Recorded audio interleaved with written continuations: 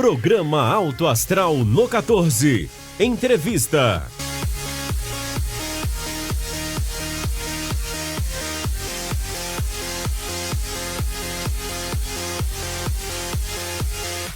Mais um Alto Astral no 14. Estamos aqui já no ano de 2020. Iniciamos mais um ano e iniciamos bem mais um ano. Programa no ar, é um prazer a gente estar aqui batendo esse papo com vocês aí. Já estamos indo para o nosso terceiro ano de Canal 14 da NET, o que é muito importante para nós todos. A pessoa que gosta muito de guardar o número de edições do programa... não sou eu, até porque eu não estou tendo muita memória e competência para isso mais não é? Os anos chegam, eu tenho que tratar disso com quem é mais novo do que eu, tem uma memória extremamente fantástica. Ô, Guilherme Verano, mais um ano que eu vou ter que estar junto com você, te aguentando, Verano. Vai fazer o quê, né, José Val? Como é que estava lá na Grécia? Tava tudo tranquilo? Tudo as tranquilo. Ilhas gregas, Escópios, passeou por lá, conheceu a ilha que era do Onassis, aquela coisa toda, foi tudo tranquilo? Tudo bem, tudo ótimo, estamos aqui no batente junto de novo. Que coisa boa, né, rapaz? José Val tá de volta. Só quer saber a conta assim, dos programas, o senhor se ausentou ou participou? Porque eu tive em todos, né? O que eu não apareci no ar, eu estava ali na direção, né? Ô, Verano, que tipo de conta? Não, Verano, eu só quero saber que número que é essa edição especial que nós estamos iniciando agora, Verano. Eu não tenho a mínima ideia, acho que é 119. Passou de 100, a gente já perdeu a conta, né? Mas o fato é isso, né? Terceiro ano já, é muita coisa, muita entrevista, muita informação boa, né? Muita gente passou por aqui, algumas repetindo, e a que está aqui hoje está se repetindo mais uma vez. Mas se repete por quê? Porque tem mais coisa para falar, porque o assunto não exaure em uma entrevista, em duas, em três. Então, José Val, vou passar a bola para você de novo. É claro, sempre nesse clima descontraído, para você apresentar para quem não conhece. Acho difícil alguém não conhecê-la, mas para apresentar para a nossa amiga assinante. Pois é, Verano, conosco mais uma vez, e para você, assinante do 14, você que nos acompanha nas redes sociais, a enfermeira Maria Sônia Pereira, a Sônia, minha amiga de muito tempo. Desde que a gente iniciou esse projeto, a Sônia sempre nos apoiou, é uma apoiadora, é uma incentivadora, é uma motivadora. E a gente faz muita questão de estar sempre trazendo a Sônia aqui para falar de assuntos interessantes, além dela ter uma sabedoria muito grande, um conhecimento, uma experiência. O assinante do 14, você que nos acompanha pela internet, pode ter certeza que você vai sair com um aprendizado aqui hoje. E quando eu convidei a Sônia para bater um papo aqui hoje, eu disse assim: Sônia, vamos fazer uma proposta diferente um pouquinho, falarmos daquilo que você conhece, daquilo que o ouvinte quer ouvir, mas talvez de uma forma diferente, uma abordagem diferente, para que as pessoas comecem a entender melhor sobre o trato com o enfermo. No dia 14 de janeiro é o dia do enfermo. Então a gente quer focar no enfermo, mas mostrar o quão é importante tratar e cuidar bem do enfermo e por que isso é importante, em especial quando já está assim num fim de vida, que às vezes não tem muitas esperanças mais. Então, por isso que a Sônia está aqui. Seja bem-vinda. Muito obrigada, né? Então, já estou figurinha carimbada, vir aqui várias vezes, é sempre um privilégio estar com vocês, ter a oportunidade mesmo da gente discutir alguns assuntos, né? Algumas informações, que é o objetivo do programa, né? De levar informações relacionadas à saúde, seja na forma de prevenção, de promoção, de controle e de cuidados, né? Até no final da vida, como é mesmo que você está falando. E eu, se tivesse me perguntado, eu saberia a edição de hoje, né? Que nós estamos na 119 e eu tive o privilégio de participar da edição número 100, né? Que aconteceu recentemente. Então, agradeço sempre a oportunidade, me coloco sempre à disposição de vocês, né? Que quando precisar, estou aqui. Ô Verano, nós que vivemos aí o ambiente hospitalar, a Sônia talvez até mais do que eu, porque ela tem 2 trabalhos em 2 hospitais diferentes, em estados diferentes também, com clientelas diferentes, não é? Então ela está nisso também há muitos anos como a gente, mas a gente, todos os dias nossos, a gente vinha agora comentando, antes de chegar aqui nos estúdios, das carências dos pacientes e das famílias dentro das unidades hospitalares. às vezes a gente fica minutos, horas ouvindo famílias, ouvindo pacientes, e a gente entende que isso faz parte da nossa proposta. Mas uma coisa que nos aflige muito, e a gente que hoje cuida muito de pacientes na área de oncologia, e não só os da área de oncologia, em unidades hospitalares que tem vários e vários leitos de UTI, então ele acolhe um paciente que acaba estar necessitando de mais cuidado, e cuidados em todos os sentidos, e até de pacientes que as pessoas, a própria família, o próprio paciente já sabe que não tem muito tempo de vida, né, Sônia? Não tem muita expectativa de vida. Então, o cuidado nessa reta final é um cuidado difícil, diferente e que tem que acontecer. E eu ouvi uma frase esses dias dizendo assim, o cuidado paliativo ele tem que ser centrado na qualidade e não no tempo de vida da pessoa. Então, já queria começar fazendo uma pergunta para você. De onde vem esse termo cuidados paliativos, Sônia, para o nosso assinante entender melhor?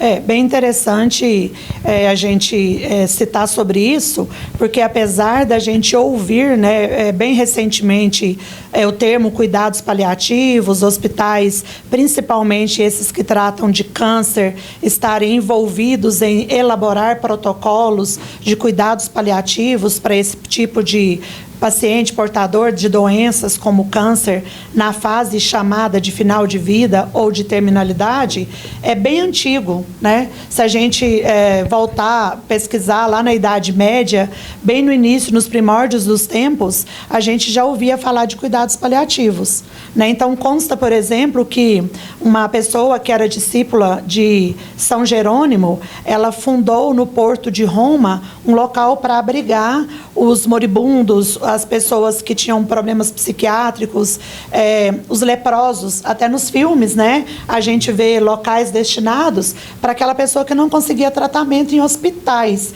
Na verdade, não existia hospitais na forma curativa, como a gente entende hoje. Então, as pessoas que não tinham tratamento para as doenças ou para as grandes catástrofes que aconteceram, como as pestes, eles eram colocados em confinamento e ali eles recebiam um tipo de assistência e cuidado, de proteção, que eram feitos por religiosos, né? Preferencialmente, né? Isso. Então, São Vicente de Paula, por exemplo, ele foi também um padre que ele se preocupou com esse tipo de cuidado. Então, desde lá da Idade Média, né, a gente, do século XVII, a gente já vê falar sobre cuidados paliativos, na forma de cuidado, de proteção, de dar ao paciente, ao portador dessa doença, que tinha ou não cura, qualidade de vida. Por isso que o Joséval falou, não se preocupa com o tempo de vida, mas com a qualidade da vida, né? E depois, isso se tornou uma ciência. Quando uma enfermeira inglesa, ela fundou, então, ela era a primeira enfermeira, depois ela se graduou como assistente social e mais tarde como médica. Em 1918, ela fundou um convento junto com as irmãs e ela passou então a cuidar de pacientes que, quando o médico dizia não há mais o que fazer, aí ela citava, ainda há muito o que se fazer. Então, desde o começo, né, da história, a gente vê falar de cuidados paliativos. E no Brasil, mais recentemente, na década de 90, começou a se organizar, então, as equipes, a questão do Conselho Federal de Medicina, as faculdades, né, para formar profissionais que podem ser chamados de médicos paliativistas. Ô Sônia, você disse aí, dando o exemplo aí, quando o médico diz assim, ainda não há mais o que fazer. Eu queria, dentro dessa citação sua aí, fazer duas abordagens com você. A primeira ainda não há mais o que fazer. O que fazer com o paciente e o que fazer com a família que recebe essa notícia, não é? E aí também dentro dessa abordagem que você desse exemplos, em especial dentro dos seus locais de trabalho. Você que trabalha no hospital em Anápolis, que trata de pacientes oncológicos com câncer, e você que trabalha no hospital em Brasília, que trabalha com crianças, né? Então, que você desse 2 exemplos de ainda não há mais o que fazer e de o que fazer com esses pacientes aí já nessa abordagem do cuidado paliativo. Então, isso é bem interessante, porque quando a gente fala em cuidado paliativo, de fato a gente se remete a pacientes com câncer. E os cuidados paliativos, pelo contrário, né? Ele é para aqueles pacientes e seus familiares que são portadores de doença em que não existe mais um prognóstico terapêutico. Não existe um tratamento que vai curar essa doença. Então, literalmente, quando a gente ouve assim, foi feita uma junta médica e não tem mais o que fazer.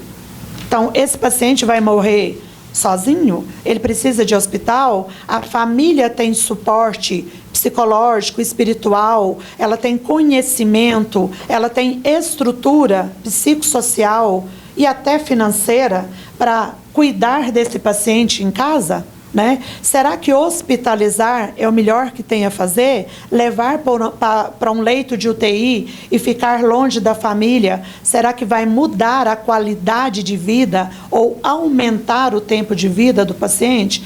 Então, essas são indagações que são feitas. E o cuidado paliativo, ele não é para um paciente de doenças como câncer, mas ele também se aplica aos pacientes com cardiopatias graves, como aquele coração que já está dilatado, que já não tem mais força, né? A gente fala que o paciente tem um ICC ou uma cardiopatia até congênita, em que não tem indicação de cirurgia nem de transplante. A gente tem aquele paciente que tem as doenças respiratórias crônicas. Então, vai desde uma asma que evolui para um enfisema, para uma bronquiectasia, em qualquer fase da vida. Então, não tem mais tratamento que vai resolver ou esse problema ou curar. Os pacientes que têm problemas renais, que fazem hemodiálise, mas que não têm possibilidade de transplante. Então, é um paciente que pode receber cuidados paliativos. Crianças com neuropatias, então ele tem paralisia cerebral, por consequência de um outro problema infeccioso ou parada cardiorrespiratória ou um problema congênito. Então, esses são normalmente os pacientes que eles deveriam receber cuidados paliativos. Eles merecem receber cuidados paliativos. A Sônia falando aí dessa condição, me veio à mente o exemplo agora do Michael Schumacher, que já está há muito tempo e nenhuma informação vaza, né?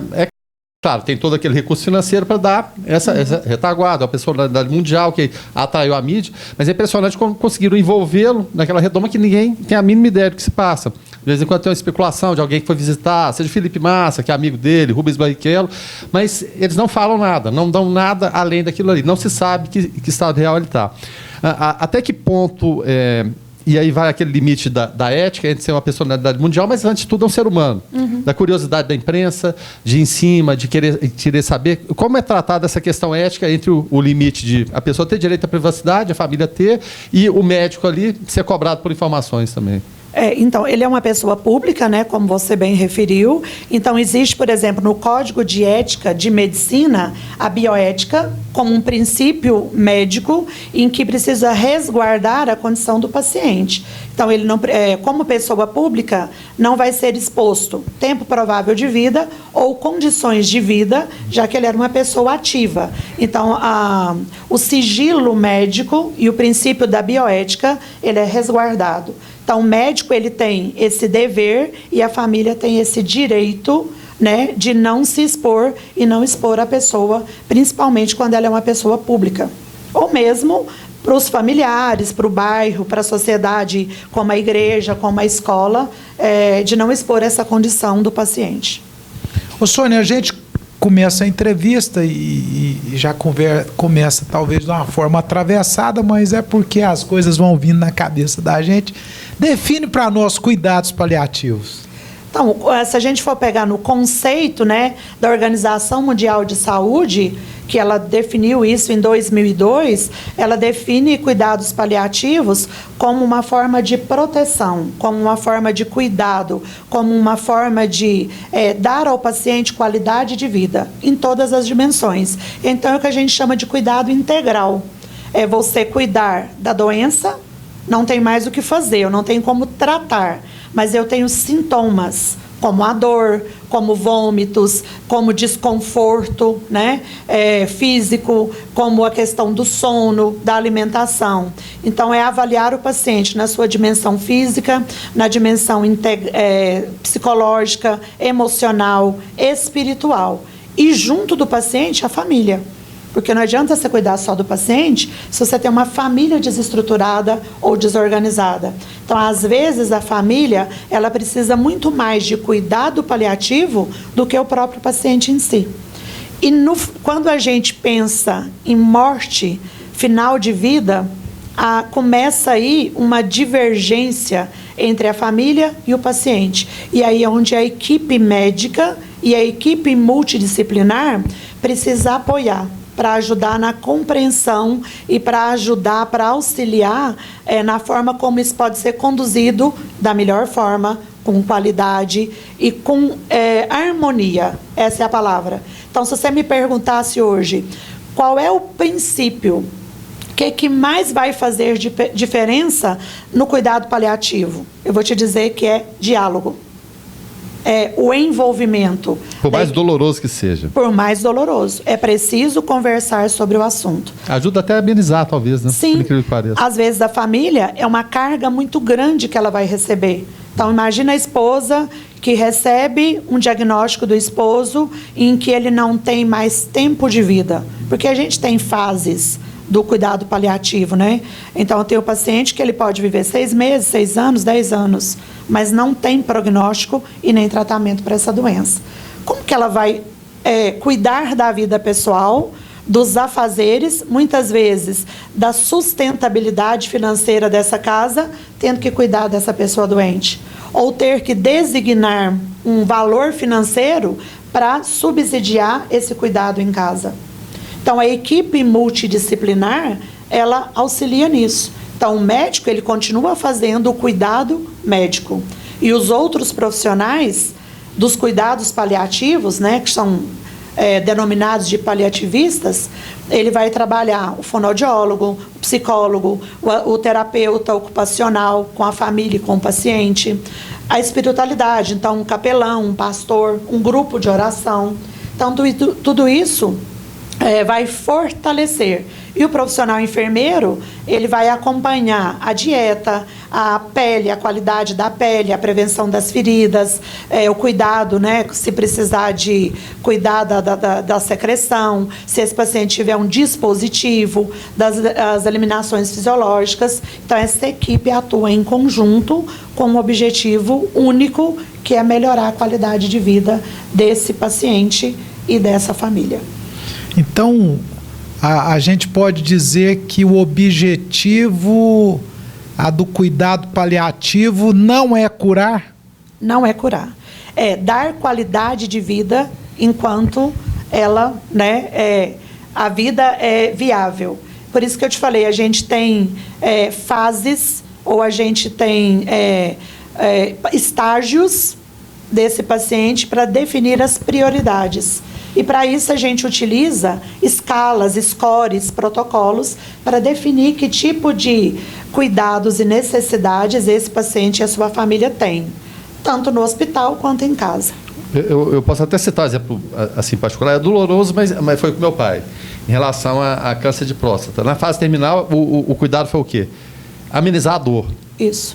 A dor, é claro, da família, ela é terrível, mas no paciente você imagina, é uma situação assim, quem viveu sabe o tanto que é doloroso e eu até me emociono de lembrar.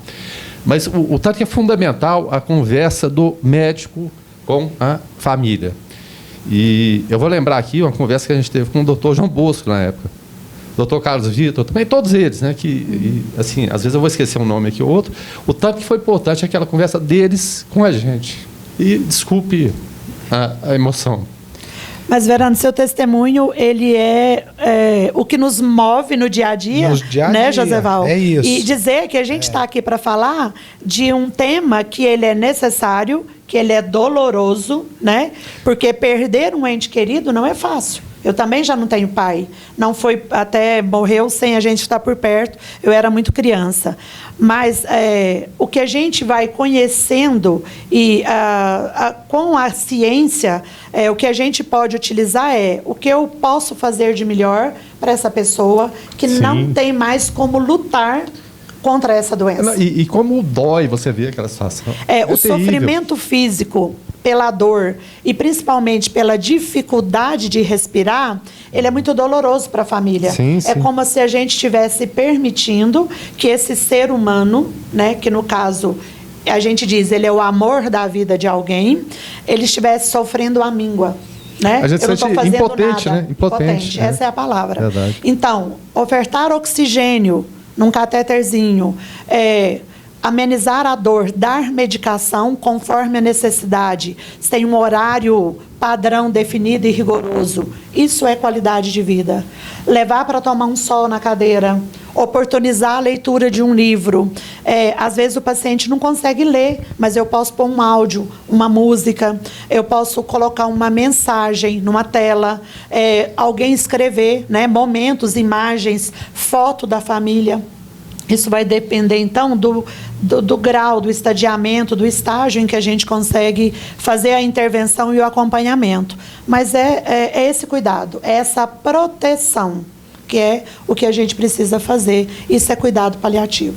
Ô Sônia, uma coisa que a gente acompanha no nosso dia a dia lá e às vezes a gente tem que respeitar, a gente respeita, mas às vezes a gente acaba, como cristão, dando um pitaco, mas às vezes as pessoas demoram tomar uma decisão do cuidado paliativo. A família quer insistir que o médico não está fazendo o que deve, que tem que dar mais remédio, que tem que por isso. Levar para UTI. Não é? A gente vê isso no dia a dia quando nós, profissionais de saúde, já sabemos e a família também sabe. O problema é que a família não aceita. Isso. E ao não aceitar, demora-se tomar, às vezes, uma decisão de partir para o cuidado paliativo, que acaba prejudicando mais o paciente, não é isso? Como eu te falei das fases e dos estágios, na verdade, cuidado paliativo ele não é para a fase terminal da doença. Ele é para o diagnóstico. Então, deu-se o diagnóstico, então lá no estágio 1, eu posso entrar com cuidados paliativos. De que forma? Acompanhando durante o tratamento da doença, que ainda tem tratamento viável, né? Então, se o paciente é câncer, que a gente está muito ligado a isso, e ele vai fazer quimioterapia, ele tem sinais e sintomas que são efeitos colaterais da quimioterapia. Então, eu posso trabalhar amenizando a dieta, a ingesta de líquido, um medicamento prescrito pelo médico que vai ajudar a melhorar esses sintomas, né? Como que a família vai conduzir isso? Então, se ele tiver náusea e vômito, qual é a melhor posição para prevenir uma broncoaspiração, por exemplo, e outra complicação que tem que levá-lo para o hospital? Então, já nessa fase do diagnóstico e ainda enquanto o tratamento é viável, curável, já posso ter cuidados paliativos. Depois, num segundo momento, num estágio 2, numa fase 2, quando o paciente ainda está em tratamento, mas não há uma resposta boa, né? Mas ainda não se desistiu desse tratamento, eu já vou trabalhar ali a família e o paciente para não fazer procedimentos intervencionistas. Está sendo cuidado, está recebendo o medicamento, o analgésico, o antibiótico, o quimioterápico. Porém, se tiver uma parada, se entrar em insuficiência renal, será que vale a pena fazer ressuscitação? Será que vale a pena fazer hemodiálise? Será que vale a pena entubar e colocar no ventilador, né? Para respirar por aparelhos? Então, isso precisa ir sendo conversado. Por isso que a gente diz que a importância do diálogo, que é o princípio básico do cuidado paliativo, a clareza das informações. E a outra situação dentre as metas de segurança do paciente, melhorar a comunicação entre os profissionais de saúde é uma delas. E é que a gente vê muita dificuldade, porque são níveis hierárquicos diferenciados, né? Então, precisa acontecer isso. E a família, ela precisa ter esse apoio psicológico e espiritual para entender o processo da morte. Isso também é muito difícil, principalmente dentro do hospital. Porque quando você leva um paciente para o hospital, um parente, você vai buscar cura. Não é fácil você sair de lá com esse paciente que foi a óbito, né? E aí a gente começa a procurar, durante a assistência, conduta médica, conduta de enfermagem, todos os cuidados, falhas, fragilidades, porque não aconteceu como eu queria. Tá tudo certo, tem que procurar mesmo, né? E tem que entender esse processo. Ou seja, como cristão ou como qualquer outra pessoa, a gente não está preparado para a morte. A gente não fala de morte, né? É do processo, do processo, a gente fala morte e morrer. A gente não fala sobre isso. As faculdades não preparam sobre isso. As famílias não conversam sobre isso, porque ainda é todo esse mistério. Então, isso é complicado. E aí entra o cuidado paliativo. Muitas vezes a gente não chega a tempo. Chega no final de vida e há pouco o que fazer. Mas ainda, como dizia a Cicely Sanders, que era essa enfermeira, assistente social e médica, há muito ainda o que fazer por esse paciente e pela sua família. Então, a gente pode dizer, então, que os cuidados paliativos, você até já disse, queria que você abordasse só mais um pouquinho, não são oferecidos só ao paciente, não, né? Você falou dos profissionais, da família. Da família. Muitas vezes, o paciente em si, ele entende o processo da doença e ele até... ele já sabe como ele quer viver e ele já sabe... Ele aceita melhor do que a família. Lida melhor. E a família não. E assim, no dia a dia do trabalho, parece ser meio empírico, meio achismo, mas o que a gente percebe? As famílias desestruturadas, afetivamente, espiritualmente, são as que têm mais fragilidade e dificuldade no momento e no processo de morte de um paciente. Às vezes até independe da condição econômica, né? Sim, justamente. Independe, não é falar a pessoa com pouca instrução, ou pouca educação, ou pouco recurso financeiro. Então, a gente vê isso, quando há fragilidades nesse processo afetivo, de relacionamentos, na hora da morte, a consciência pesa. E aí, as instituições de saúde e os profissionais precisam dar conta de alguma coisa, né? E aí a gente trabalha, então, tentando na orientação, na informação, na comunicação e nos chamados cuidados paliativos. Mas é um processo, ele não é um estalo. Você precisa viver esse luto, viver esse momento. Inclusive, por falar em luto, Joseval, o cuidado paliativo para os familiares, ele deve se estender até ao momento de vivenciar o luto, que para cada pessoa ele é individualizado. É o tempo de luto, né? Pode acontecer um mês, uma semana, 2 anos, né? Para nós,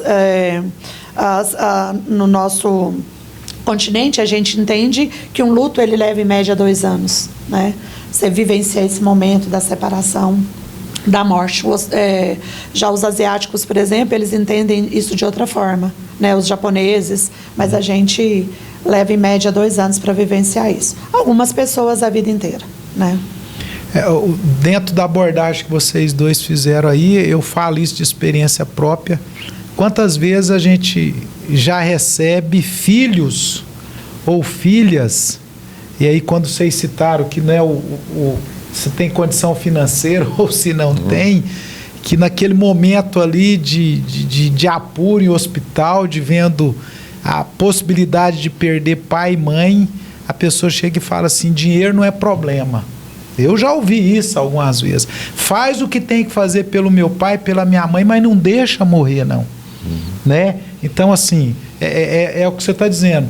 É esse momento de não preparar, de não aceitar e, claro, de querer que viva mesmo, né? Então, isso é um complicador.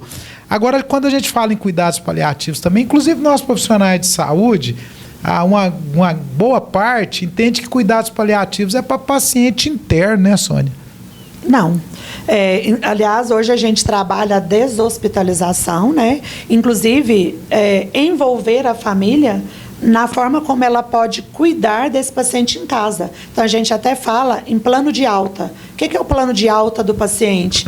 Eu preciso garantir que a família em casa orientada sobre a traqueostomia, sobre a prevenção de lesão de feridas na pele, as escaras, lesão por pressão, o uso de dispositivos que possam ajudar a prevenir essas lesões ou infecções, a sonda para a dieta. Então, eles precisam aprender a cuidar disso, porque nem sempre você vai conseguir pagar profissionais. Hoje a gente tem uns serviços de home care que seriam um tipo de cuidados paliativos, mas assistenciais, né? Ele não envolve muito especificamente essa questão da assistência psicológica, espiritual, emocional, mas é uma forma de cuidar de pessoas com doenças crônicas, com terminalidade não determinada, mas que não tem mais tratamento, não tem cura, não tem prognóstico para essa doença.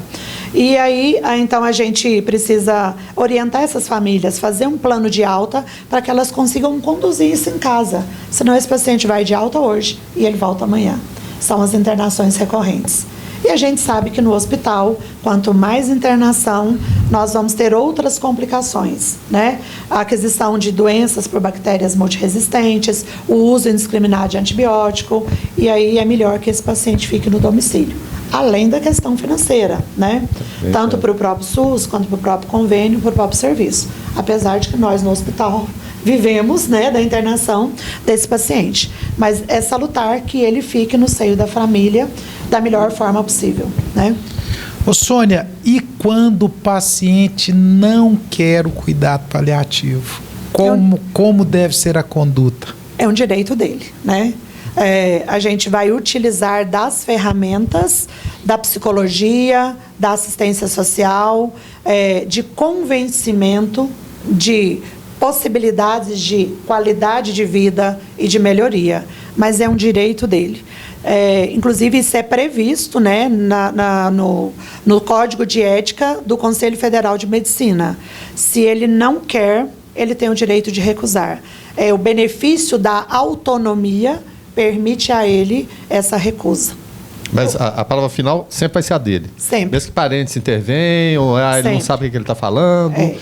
Quando é uma pessoa, por exemplo, portadora de paralisia cerebral, quando é um paciente que ele já não tem mais consciência, o tutor legal responde por ele, né, legalmente falando, é assim que funciona. Né? E pode ser até independente da família? Pode. Se ele quiser... se o paciente, por exemplo, ele é consciente, orientado, e é o que a gente fala, olha, ele foi orientado que ele precisava mudar isso, tentar isso para ter melhor qualidade de vida. Fala, não quero. Tipo, preciso parar de fumar. Não quero. Tem essa doença, vou morrer com ela e eu quero viver assim. Né? Então, o princípio da autonomia no Código da Bioética dá a ele esse direito. Na maioria das vezes, a não ser que sejam pessoas muito sozinhas ou abandonadas, com essa falta de estrutura familiar, a gente consegue, né, fazer essa intervenção e acompanhar esse paciente. Sempre no momento do desespero, a gente busca sempre a Deus e cuidado, né? Então, isso acontece. Dentro do cuidado paliativo, o tratamento médico tradicional é mantido? É mantido. Inclusive, o médico, no caso de câncer, o oncologista, ele vai continuar acompanhando o paciente. O que ele não vai prescrever? Quimioterapia, 3 vezes por semana. Mas ele precisa acompanhar o paciente. Inclusive, para acompanhar a evolução da doença, né? Se o tumor cresceu, se ele voltou, se ele está comprimindo um órgão, se precisa fazer uma intervenção ou não, se essa intervenção ela é benéfica ou não, e a equipe multi continua junto com o médico. Mas o profissional médico, ele é indispensável. Existe o médico paliativista, né? Então, para quem tem câncer, o oncologista paliativista. Para quem tem problema do coração, o cardiologista paliativista. Para quem tem paralisia cerebral ou as doenças degenerativas, como Alzheimer, né, que ainda não tem cura, como Parkinson, você vai ter o neurologista continuando cuidando desse paciente, né? E a gente vai promover qualidade de vida e não garantir tempo de vida. A gente pode dizer, então, que passa a ser mais ou menos um cuidado padronizado, porque às vezes tem um paciente que tem uma cultura, e até na questão religiosa, Você falou aqui do nosso continente, do continente asiático, são culturas diferentes. Às vezes a idade, quando você cita a criança com paralisia cerebral e o idoso com Alzheimer, então você tem que pontuar e mais ou menos criar um protocolo para cada tipo de paciente, né? Um tipo de cuidado. É claro que é abrangente, cuidado paliativo, mas você não vai tratar no cuidado paliativo da criança com paralisia cerebral igual ao idoso com Alzheimer. Então, o protocolo que tem o score, né, que a gente chama de PPS, que é uma performance paliativa do paciente, que eu vou definir qual o grau de dependência. Então, eu tenho lá, por exemplo, de 0 a 100. Então, 0 é morte, 100 é um paciente que ele tem uma doença crônica sem tratamento definido ou conhecido pela medicina tradicional, né? Mas que ele tem uma expectativa de vida de 5, 10 anos, certo? Já o paciente com 30%, ele já é um paciente que a gente fala, olha, tem um prognóstico, né, tem um tempo de vida estimado em até 6 meses, certo? Mas ainda tem outro fator, que é a questão da religiosidade. Milagres existem, eu creio, certo? Então, isso pode acontecer. E como diz minha amiga Brenda, né, é merecimento. Então, se tem gente que merece ou que não merece, não estou aqui para discutir a questão. Mas já já conheci e já convivi com pessoas que tinham pacientes, sejam crianças ou adultos e idosos, que tinha toda essa situação de um prognóstico ruim, de doença incurável, e que recebeu esse milagre, mereceu, né? Por isso essa questão da cultura. Então, que a família acredita, a fé que tem, por isso que a espiritualidade faz parte do cuidado paliativo, certo? Então, a gente trabalha nessa dimensão. Então, uma vez classificado qual o percentual de 0 a 100 nessa performance paliativa, é que vai se definir o tipo de cuidado. Então, o cuidado que vai para a criança com neuropatia, necessariamente, ele não é o mesmo do idoso com uma cardiopatia, uma doença do coração em fase final. São as necessidades básicas desse paciente e da sua família é que vai definir qual tipo de assistência, de proteção e de qualidade de vida. Como você citou no caso do seu pai, o que era mais crítico era a dor. Então, exatamente. A primeira necessidade era o controle da dor, ou o alívio dos sintomas ou dos sinais daquela doença crônica em fase final. Nós temos vivido muito, e de uma década para cá, estou dizendo eu e você, mais a questão do paciente oncológico, do paciente com câncer. Nós tínhamos isso na instituição que nós trabalhamos, mas a partir do momento que a gente fez parte da Rede Nacional de Oncologia, nós abrimos as portas para internarmos e cuidarmos desses pacientes com câncer. E uma coisa que me deixa um pouco, me provoca muito, me deixa assim um pouco instigado, é a questão das famílias, Sônia. A gente, como nós já citamos ontem, antes um pouquinho, a gente vê famílias que estão preparadas para terem alguém com câncer. Nós temos muitas famílias que não estão preparadas para isso. E dentro do ambiente hospitalar, nós profissionais de saúde sofremos muito com isso, porque nós também somos seres humanos e aí a gente nos depara sempre com um problema ou outro em relação a familiares. Por que eu fiz essa introdução?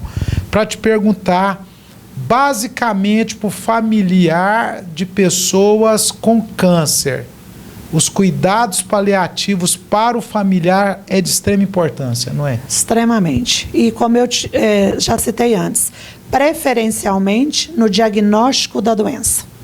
Então, aí é onde entra a rede de apoio da equipe multi, do psicólogo, do assistente social, de um terapeuta ocupacional, pensando naquela carga ou na sobrecarga, né? De uma filha que tem que cuidar de uma mãe com um diagnóstico desse, sem definir quanto tempo ela vai viver, da mãe que recebe o diagnóstico desse filho, e muitas vezes é uma mãe que está no auge da sua atividade laboral, que muitas vezes o casamento acaba porque o parceiro não consegue suportar essa carga, né? E ela fica sozinha com essa criança. E aí, quando a gente fala das famílias, né, a gente tem dois tipos de família. Aquele que exige de você uma ação ou uma atuação e uma intervenção para devolver a vida do paciente, retirar a doença, já que ela não tem tratamento. E tem a família também que abandona, né? Que ela deixa o paciente no hospital, que ela não aparece nas visitas, que ela não quer receber orientação e nem quer auxiliar no tratamento e no cuidado dessa pessoa que está no hospital. Então, a gente tem os dois tipos de situação. E aí, Joseval, o que tem que precisa entrar mesmo é profissional de enfermagem que está mais direto e mais de perto acompanhando os familiares, ofertar a presença e a disponibilidade do psicólogo, do capelão, do pastor, né, para que possa acompanhar, orientar e dar esse subsídio psicoemocional e espiritual para os familiares. Não tem outra receita. Sônia, agora é claro, você tem toda a experiência de vivência, o Joseval também da mesma forma. Vocês procuram ali, dentro daquele clima que muitas vezes é terrível, identificar quem que é a pessoa que pode ser a mais indicada para tentar coordenar esse esquema todo dentro da casa, quem que, naquela conversa do dia a dia ali, esse perfil aqui pode ser o que vai me ajudar o paciente e ajudar a família toda? Inclusive, é imprescindível, ao abordar sobre cuidados paliativos, a primeira pergunta é: quem é a pessoa que vai coordenar todo esse processo? Quem da família vai assumir essa situação? Inclusive, isso é tão importante, porque senão se tem uma pessoa lá com 5 filhos, 10 filhos, cada um vem num horário, cada um quer uma resposta, cada um tem uma pergunta. Principalmente se essa família, ela não se fala, ela não se comunica. E ainda tem situação de famílias de 2 casamentos, né? Então tem lá os filhos do primeiro casamento, tem a esposa do segundo. Então a gente também convive com essas dificuldades.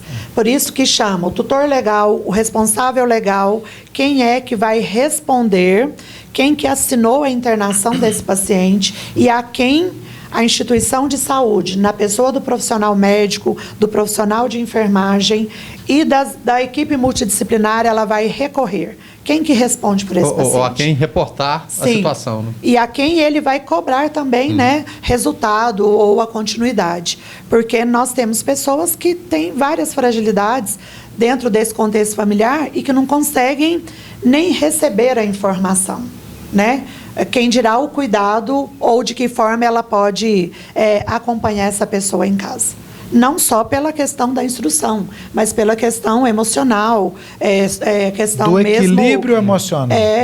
Da relação afetiva com esse pai, com essa mãe, com esse filho, e da espiritualidade também. O Verano, quando ele fez a pergunta para você, a gente identifica na conversa, no quarto... Às vezes é aquela conversa informal. Na conversa informal, você identifica o membro da família que tem um equilíbrio emocional para estar conduzindo isso tanto no ambiente hospitalar quanto fora do ambiente, apesar de, às vezes, dificuldades, de desavenças entre os membros da família, mas sempre tem um ali que você percebe que tem a possibilidade de conduzir da melhor forma possível essa situação. A gente percebe isso. Quem é a pessoa racional dessa família, né? Tem toda uma carga emocional, realmente não é fácil você receber um diagnóstico de terminalidade. Nunca foi, de forma né? A gente não está preparado para isso, como eu disse. Mas quem é a pessoa racional desse grupo familiar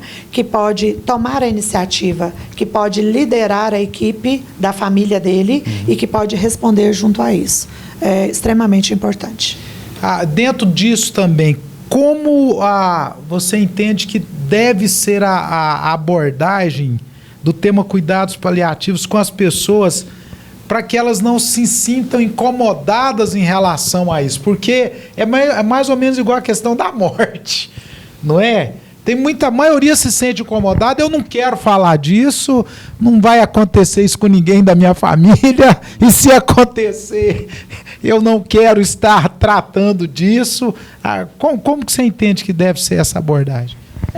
No INCA, que é o Instituto Nacional do Câncer, e hospitais, né, que já têm protocolos mais elaborados e que já trabalham com equipes multidisciplinares mais atuantes, eles até começam com um questionário, perguntando, né, o que aconteceria se o seu parente morresse aqui agora? Já chega assim, né? Já chega perguntando, né? Então, para a pessoa justamente pensar sobre isso, e não é uma abordagem fácil. Então, por isso que depende dessa estrutura. E normalmente, a forma de abordar a gente pergunta, o médico te explicou sobre a doença? O que você sabe sobre a doença? Né? O que foi falado para você sobre o tratamento? Além do Dr. Google, né? Às vezes, esse paciente, ele vem para nós de outro serviço. Ou ele vem por uma complicação, né, do tratamento da quimioterapia, da radioterapia. Então, a gente vai colher desse familiar, desses parentes, o que eles entenderam do processo da doença. O que, quando o médico disse, é um tumor com metástase em mais de um local, qual é a dimensão dessa frase para esse familiar? E aí, a partir dessa conversa, dessa anamnese, né, que a gente fala, dessas informações, é que a gente vai traçar todas as outras informações, os outros diálogos, para ir conduzindo essa família, ir esclarecendo, tanto para esse paciente quanto para o familiar, em que a gente consegue atuar. E aí, só pontuando uma situação. Existem familiares que exigem, e é direito deles, apesar de ser direito primeiro do paciente saber o que ele tem, mas eles exigem que seja omitido a informação sobre a doença do paciente, principalmente se for diagnóstico de câncer, pela doença ser uma doença de estigma, justamente por familiares e outras pessoas da família. Quase que é o quê? Falo, câncer, palavra maldita, né? Morreu, ela não está com câncer, então já era. Semana passada eu fui atender uma senhora por outro motivo, estava internada no hospital e ela tinha uma lesão na face. E eu perguntei, essa ferida, esse machucado é de quê? Ela fez sinal que não queria falar. Não queria falar isso. Depois eu te falo. E aí ela me chamou lá fora e falou, não, ela tem um câncer de pele, já está tratando, mas ela não sabe, e eu não quero que fale. Né? Então, a gente também vai encontrar esse familiar que entende que dessa forma ele está protegendo, ou ele está evitando uma preocupação desse parente dele que tem a doença com terminalidade já definida. Sônia, fala pra gente aqui agora, nós já estamos indo para o final do nosso bate-papo também, como o cuidado paliativo é administrado ali naquele finalzinho mesmo de vida. E aí, já no estágio 3, é quando esse paciente ele já não responde, ele já não tem consciência, ele já não caminha sozinho, não deambula, ele já não consegue se movimentar na cama. Então, ali eu vou cuidar da dor, dos sintomas de náuseas, vômitos, distensão quando a barriga aumenta muito de tamanho, né? Se for preciso fazer um esvaziamento, e dieta, alimentação adequada. Então, ele já não consegue mastigar, ele já não consegue engolir, mas ele pode receber uma dieta por sonda. Então, é a melhor qualidade de vida para cada momento, conforme a necessidade que o paciente estiver apresentando. E esse apoio familiar. Por isso que o cuidado paliativo, ele também é estendido para os familiares, né? Como eles vão vivenciar este momento final. Estar preparado para isso, viver aquela passagem, né, do processo da vida para a morte, dentro da melhor estrutura psicológica e emocional possível. Então, essa é a informação. Vai acontecer? Vai. O que você pode fazer? Pode estar segurando na mão, né? Pode fitar seus olhos, pedir ajuda divina, fazer uma oração, né? Fazer uma citação de um versículo, pedir, né, apoio mesmo de Deus nesse momento, é a quem a gente se apega, né?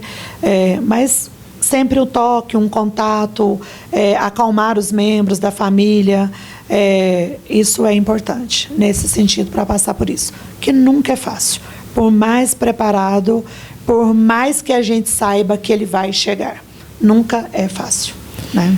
Já existe alguma pesquisa que mostre que os cuidados paliativos são benéficos? Sim, né? Hoje, tanto a Faculdade Federal de Goiás, a Universidade Federal de Goiás, a própria Associação Goiana de Combate ao Câncer, o Hospital, o HGG, são serviços, e no mundo inteiro, né, que a gente tem, inclusive, uma Academia Nacional de Cuidados Paliativos, então são feitas muitas publicações, né, trabalhando, inclusive, a dimensão afetiva, emocional, espiritual, e qual é o benefício, a vantagem do paciente que recebe cuidados paliativos. E o trabalho todo em construção, né, Sônia? Baseado nas experiências que você tem aqui, que outro tem nos Estados Unidos, outro tem em determinado local, para aquilo ali, puxa vida, vivi isso, agir dessa forma.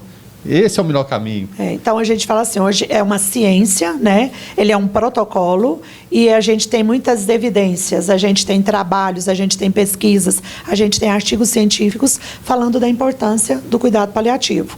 Tanto é que ele vira protocolo dentro dos hospitais para trabalhar a terminalidade. Além dos médicos que são os cancerologistas, clínicos gerais, pediatras, anestesistas e médico da família e da comunidade, eles podem fazer mais um ano de especialização e se tornar médicos paliativistas, né?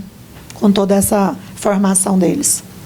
Verana, a proposta era, nessa semana dedicada ao Dia do Enfermo, não é? Nós falarmos de formas de cuidar desse enfermo em momentos que não é fácil cuidar. Repete a frase aí da nossa enfermeira. Então, a enfermeira que fundou o Christopher Hospice na Inglaterra, né? É o que ela dizia. Quando o médico dizia que não há mais o que fazer, ela sempre repetia a frase: ainda há muito o que fazer por esse paciente e pela sua família, né? Então, essa proteção, esse cuidado, essa avaliação integral sobre esse paciente e a sua família nesse momento tão difícil. A proposta era essa, de ainda mostrar que ainda há muito o que fazer, mesmo numa fala final de um médico em relação ao paciente, não é? Essa era a abordagem que a gente queria fazer e que fizemos aqui hoje, e que eu acho que foi muito importante para você, assinante do canal 14 da NET, para você que nos dá a honra de nos acompanhar aí já há quase 3 anos nas redes sociais, e dentro da nossa proposta de estarmos trazendo esses temas e dessa forma, né? E a Sônia faz isso com muita maestria, e é por isso que ela está vez ou outra conosco aqui no nosso programa, e com certeza vem muitas vezes. E quando a gente vê um amigo, um parceiro se emocionar em frente às câmeras, é por isso que o Guilherme Verano faz parte desse projeto.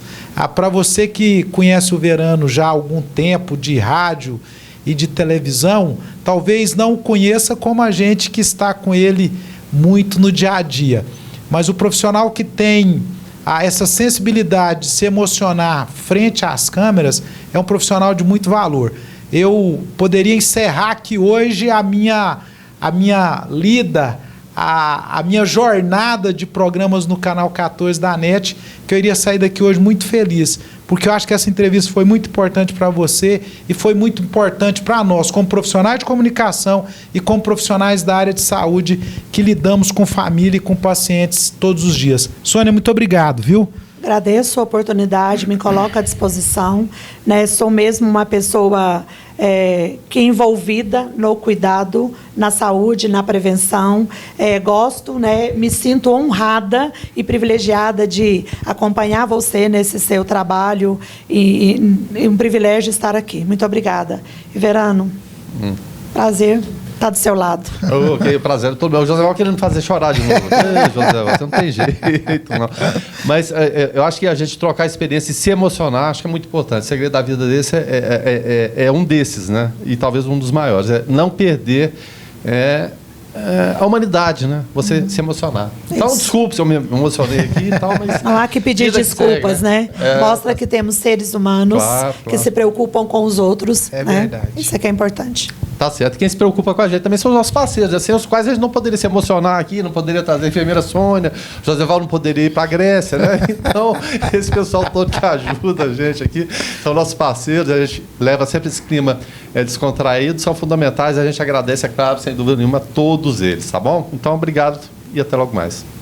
Clínica Radiológica de Anápolis, a CIA, Arroz e Feijão Imperial, Geolab Genéricos, Instituto Onquematológico de Anápolis, Hospital Evangélico Goiano, Plameg, Univangélica, Supermercado Atende Mais, Compensados Anápolis, Clínica Vacine, Produtos JK, a arte do algodão, Laboratório Modelo, Farmácia Naturalis, Cicobi, Unicentro Norte Goiano, Lages Vibracom, Mercafrios Mauá, Doutor Café, Cafeteria e Doceria, Droga Lúcia, IHG, Instituto de Hemoterapia de Goiânia, Mix Limpeza, a melhor opção em produtos de limpeza, Arroz Frito e Restaurante do Macarrão, Pamela Rezende, Assessoria e Consultoria, Porto Pereira Hipercozinha Industrial, Adriano Coelho, Personal Trainer, Rádio Imprensa 104,9 FM e Canecão, Bar e Restaurante.